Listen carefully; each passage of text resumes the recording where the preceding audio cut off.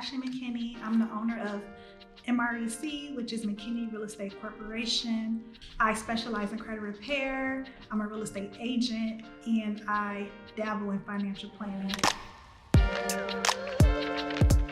Late payments, collections, charge-offs will drop your score dramatically. So if you pay late on your credit card on any type of account, that's fine, eat that late payment.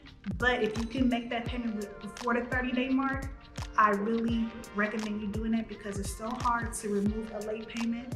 The creditors and lenders are really stubborn, so they're gonna really fight with you to get that removed. Even if it's a valid excuse, even if it's something that's on their end, they will still fight you. Say, oh no, we're not gonna remove it. So if you can avoid it at any cost, all costs, please just pay before the 30-day mark.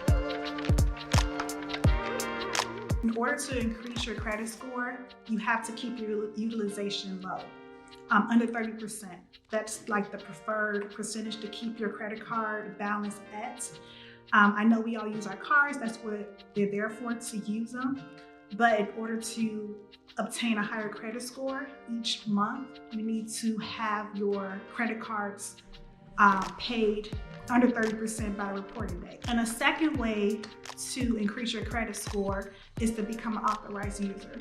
That's one of the fastest ways to increase your credit score. If you have a family member, or if you find someone that has credit cards with a good age, meaning they're over 2 years old, a decent limit, which is between like 3 to 10K, and they have perfect payment history, you can ask them to add you to your card. And once they do that, that card will reflect on their credit report. It kind of mimics on your credit file as it's your own. So once the credit bureau see that, your score will shoot up. You can use credit to work for you by utilizing your credit cards. Everyone thinks, when they hear credit cards, they kind of think, oh, I don't want to get credit card debt or whatever. There's nothing wrong with having a credit card, but you have to use it correctly. You have to be smart about it. There's so many advantages with the better credit cards where you can get cash back and get points and get things like that. So if you're constantly using your credit card and of course paying it off with your own cash, you can get points to pay for your car note. You can get cash to pay for groceries or just any kind of thing that you want to pay for. Being responsible with your credit cards and getting rewarded by those points and cash, you can leverage that and just do other things with that. That's kind of like free money. You get free money for using credit cards the correct way. So who doesn't want free money, right? Just become financially aware. Seek out information, do research on your own, and also just be aware of the debt that you have.